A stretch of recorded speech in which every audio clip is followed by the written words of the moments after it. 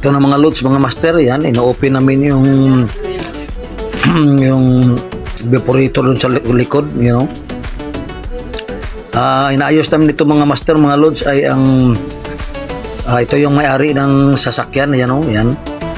Yung Isuzu Crosswind niya 2016 model. Yan. Yung sa evaporator, yung sa